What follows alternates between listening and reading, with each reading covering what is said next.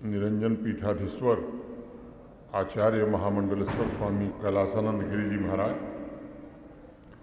माननीय विधायक श्री श्यामलाल शर्मा जी, कृषि विश्वविद्यालय जम्मू के कुलपति प्रोफेसर बीएन त्रिपाठी जी, श्री कैलख ज्योतिष एवं वैदिक संस्थान ट्रस्ट के अध्यक्ष श्रीमान महंत रोहित शास्त्री जी, समारोह में उपस्थित सम्माननीय विधायक द्वय, जम्मू कश्मीर प्रशासन के वरिष्ठ अधिकारी, सभागार में उपस्थित श्रेष्ठ एवं ज्येष्ठ जन, देवियों, सज्जनों और मित्रों,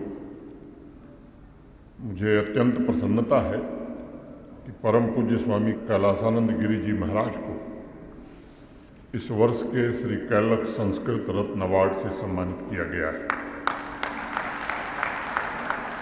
स्वामी जी एक परम संत हैं, इनलाइटेंड हैं, आध्यात्मिक गुरु होने के साथ साथ वेदों के प्रकांड विद्वान हैं, योग गुरु, लेखक तथा समाज सुधारक भी हैं। मैं उन्हें इस युग में अवतरित हुए एक ऐसे चिंतक और महापुरुष के रूप में देखता हूँ जिन्होंने सिर्फ देश में नहीं बल्कि विदेशों में भी भारतीय संस्कृति, परंपरा और आध्यात्मिक मूल्यों को ऊंचाई प्रदान करने में अत्यंत ही महत्वपूर्ण भूमिका का निर्वहन किया है। देववाणी संस्कृत को समाज में पुनः लोकप्रिय बनाने और उसकी महत्ता को पुनर्स्थापित करने में भी स्वामी जी ने अपनी विशिष्ट भूमिका का निर्वहन सदैव किया है। और मैं मानता हूँ कि लेखनी लक्षित लोगों तक अपने विचार पहुँचाने की एक सशक्त विधा है। इस दिशा में भी स्वामी जी ने संस्कृत, हिंदी और अंग्रेजी तीनों भाषाओं के उपयोग के द्वारा सनातन धर्म के अनमोल दर्शन को सहज और सरल शब्दों में विश्व भर के श्रद्धालुओं तक पहुंचाने में सफलता पाई है। स्वामी जी ने निरंजनी अखाड़े के लाखों नागा साधुओं तथा हजारों महामंडलेश्वरों को दीक्षा देते हुए समाज को भी सच्चे मन से ध्यान तथा आराधना के लिए सदैव प्रेरित किया है। कुछ महीने पूर्व मुझे उनके विचारों को पढ़ने का अवसर मिला। स्वामी जी ने अपने प्रवचन में युवाओं का आह्वान करते हुए एक बार कहा कि भारतीय संस्कृति का प्रचार प्रसार ही सबसे बड़ी प्राथमिकता समाज की होनी चाहिए। मुझे खुशी है जब स्वामी जी ने युवाओं को संत परंपरा से सीखने के लिए प्रेरित किया और बड़े स्पष्ट शब्दों में कहा कि संपूर्ण विश्व में संत परंपरा से ही भारत की पहचान रही है और इसी परंपरा से वर्तमान में संपूर्ण समाज तथा युवाओं को मार्गदर्शन मिल पा रहा है। अभी कुछ दिन पहले मुझे एक वैदिक सम्मेलन में भाग लेने का अवसर हरिद्वार में मिला था।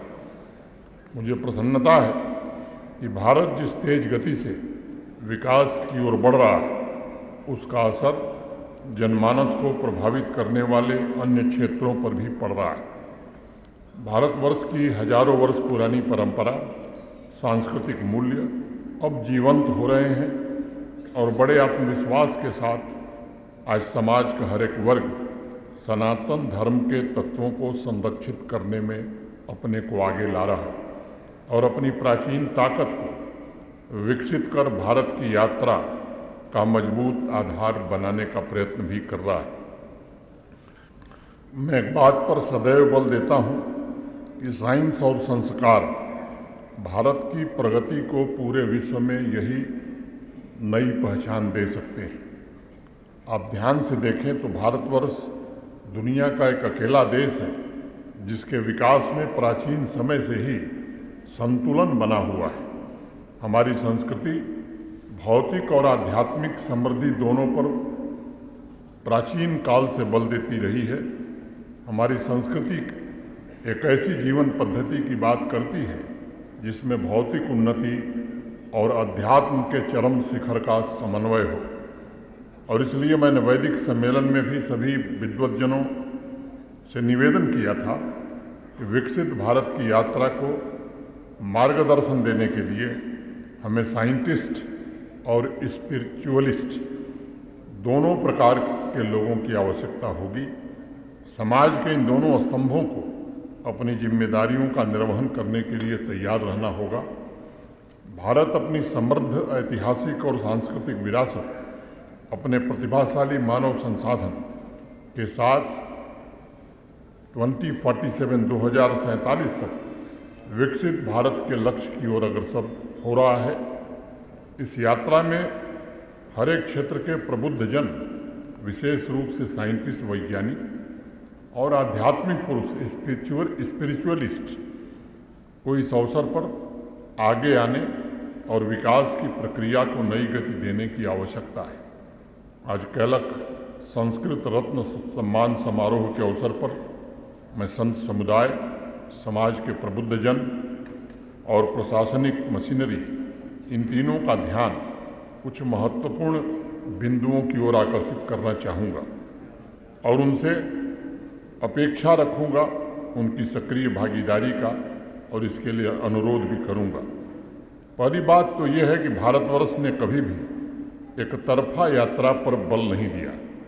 अगर समाज अपनी बाहरी यात्रा, एक्सटर्नल जर्नी के माध्यम से प्रगति के नए मानक स्थापित कर रहा था, तो उसी समाज से उम्मीद की जाती थी कि वह भीतर की यात्रा, इनर जर्नी पर भी उतना ही ध्यान केंद्रित करे।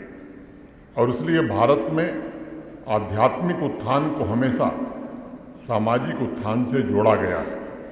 योग, ध्यान, उपासना सीधे और गहरे तौर पर समाज सेवा, सामाजिक विकास से जुड़े रहे।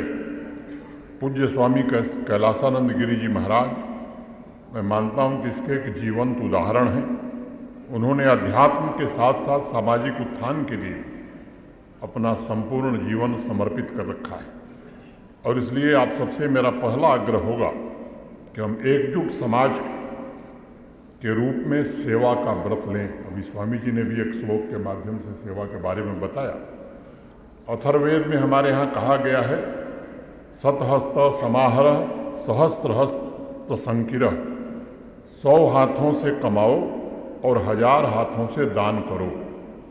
हमारी संस्कृति में करुणा और परहित को सर्वोपरि माना गया और यह चिंतन व्यवहारिक जीवन में जरूरतमंद का सहारा बने, यह मेरा आप सबसे निवेदन है। मेरा दूसरा आग्रह भी सामूहिक संकल्प का आग्रह है। हमें ये सुनिश्चित करने की आवश्यकता है कि विकास का लाभ जमीनी स्तर तक पहुँचे तथा यह लाभ सभी लोगों के बीच बराबर पहुँचे और इस दौरान होने वाले परिवर्तन की प्रक्रिया को पूरी संवेदनशीलता के साथ प्रबंध किया जाए। मैं मानता हूं कि इस विकास यात्रा में समता और न्याय को सक्षम बनाने में सबसे प्रमुख भूमिका संतों की होगी, जो नागरिकों की अंतरात्मा के संरक्षक हैं। और मेरा तीसरा आग्रह है कि समाज को समृद्ध बनाने के लिए सामाजिक जागृति की भी उतनी ही आवश्यकता है। और यजुर्वेद में तो हमारे यहाँ कहा गया, जागृवांश समिंध्यते, जागरूक साधक ही परमात्म ज्योति को प्रकट करते हैं। और यह समाज के प्रत्येक व्यक्ति, बुद्धिजीवियों, संतों पर निर्भर है कि वे एक विकसित समाज और उसके भविष्य का मार्ग प्रशस्त करें। मैं समझता हूँ कि उज्ज्वल भविष्य की गारंटी तभी तय होगी जब हम जागृति के साथ अपने शाश्वत मूल्यों को पुनर्स्थापित कर पाएंगे। मेरा चौथा आग्रह है कि हम नीत स्वार्थों से ऊपर उठें और अपने नीति निर्माताओं, महापुरुषों के सपनों को पूरा करने में अपनी पूरी ऊर्जा लगावें। और ऋग्वेद में हमारे यहाँ प्रार्थना की गई, अयम में हस्तो भगवान, अयम में भगवत्तरः, मेरे दाएं और बाएं दोनों हाथ बड़े भाग्यशाली हों। शांति और समृद्धि की तलाश जीवन के हर क्षेत्र में नेतृत्व की मांग करती है, और जहाँ व्यक्ति निहित स्वार्थों से ऊपर उठकर स्व प्रेरणा से अपनी जिम्मेदारियों को पूरा करने के लिए उठ खड़ा होता है। और मेरा पांचवा आग्रह है कि संत समाज और प्रबुद्ध जन संघर्ष मुक्त समाज, स्ट्राइव फ्री सोसाइटी के लक्ष्य को स्थापित करने में योगदान दें, तभी देश आगे बढ़ पाएगा। यदि हम हर दिन एक दूसरे से लड़ते रहेंगे और मतभेदों को सुलझाने में अपना समय व्यतीत करेंगे तो विकास के लिए समय कम पड़ जाएगा और इस स्थिति का फायदा दूसरे लोग उठाएंगे। इतिहास इस तथ्य का गवाह है और इसकी वजह से हमने हजारों वर्ष की गुलामी झेली। इसलिए सच्चे मन और समर्पित भाव से हमें एक होकर एक लक्ष्य भारतवर्ष के गौरवशाली उत्कर्ष के लिए हमें कार्य करना है, आगे बढ़ना चाहिए। आज इस अवसर पर मैं संस्कृत की सेवा, उसके संवर्धन के लिए कैलख ज्योतिष संस्थान और स्वामी जी के प्रति भी हृदय से कृतज्ञता ज्ञापित करता हूँ। कुछ दिन पहले ही आप लोगों ने टेलीविज़न पर देखा होगा जब आदरणीय प्रधानमंत्री श्रीमान नरेंद्र मोदी जी ब्राज़ील में G20 शिखर सम्मेलन में भाग लेने के लिए गए थे, तब वहाँ के निवासी जोनास मैसेटी और उनकी टीम ने संस्कृत रामायण का मंचन वहाँ किया था। ये हमारी संस्कृति और संस्कृत भाषा दोनों को मिल रहे वैश्विक सम्मान का एक उदाहरण है। कुछ इतिहासकारों ने पहले एक तरफा घोषणा कर दी थी कि संस्कृत सिर्फ धर्म की भाषा है, रिचुअल की भाषा है। सच्चाई ये नहीं है। अभी प्रोफेसर BN त्रिपाठी ने बहुत विस्तार से बताया है। संस्कृत विश्व की एकमात्र संपूर्ण ज्ञान की प्रणाली है। संस्कृत विज्ञान और सभ्यता का मूल स्रोत है। मैथ, साइंस, बायोलॉजी, मेडिसिन में 5000 वर्ष पूर्व जितने आविष्कार हुए वो आज भी संस्कृत के ग्रंथों में सुरक्षित हैं। देश नहीं बल्कि विदेशी स्कॉलर्स के लिए भी संस्कृत भाषा में फिलॉसफी, पॉलिटिक्स, एस्ट्रोनॉमी, ड्रामा, समाजशास्त्र, सर्जरी, वास्तुशास्त्र, केमिस्ट्री, गणित जैसे विषयों में उत्कृष्ट सामग्री उपलब्ध है। विलियम जोन्स ने लिखा था कि संस्कृत लैटिन, ग्रीक के अलावा अन्य भाषाओं की तुलना में अधिक पूर्ण भाषा है। शून्य का सिद्धांत एवं दशमलव की प्रणाली का स्रोत भी संस्कृत ही है। पश्चिमी देशों में जो आविष्कार हुए हैं उसका भी आधार संस्कृत में उपलब्ध ज्ञान प्रणालियों को ही माना जाता है और इसलिए मैं मानता हूँ कि संस्कृत अतीत की नहीं बल्कि विश्व के नए भविष्य की भाषा है और मानवता के मूल्यों का एकमात्र स्रोत भी संस्कृत है। महंत रोहित शास्त्री और उनके नेतृत्व में कैलख ज्योतिष संस्थान मोबाइल संस्कृत गुरुकुल के जरिए संस्कृत भाषा को जम्मू कश्मीर के गांव-गांव तक पहुंचाने का जो प्रयत्न कर रहा है वह निश्चित रूप से अत्यंत प्रशंसनीय है। सरल संस्कृत बोध, कर्तव्य पथ पत्रिका का प्रकाशन, संस्कृत ग्रंथों में निहित ज्ञान प्रणाली का प्रसार ये अत्यंत सराहनीय है। विशेष रूप से मोबाइल संस्कृत गुरुकुल इस दिशा में मुझे सर्वोत्कृष्ट उदाहरण लगता है और मैं उम्मीद करता हूं कि पूरे देश के लिए महंत रोहित शास्त्री का यह प्रयास एक आदर्श बने और संस्कृत के पुराने गौरव को समाज में पुनर्स्थापित करने में मदद करे। मैं एक बार पुनः पूज्य स्वामी जी के चरणों में प्रणाम करता हूं और उनको कैलख रत्न सम्मान की बधाई देना मैं समझता हूं औपचारिकता होगी। आप इसी तरह संस्कृत समाज और राष्ट्र की सेवा करते रहें, मेरी माँ वैष्णो देवी से प्रार्थना है। इतनी बात कह करके आप सबके प्रति हृदय से कृतज्ञता ज्ञापित करते हुए अपनी बात मैं पूरी करता हूँ। बहुत बहुत धन्यवाद। जय हिंद, जय भारत।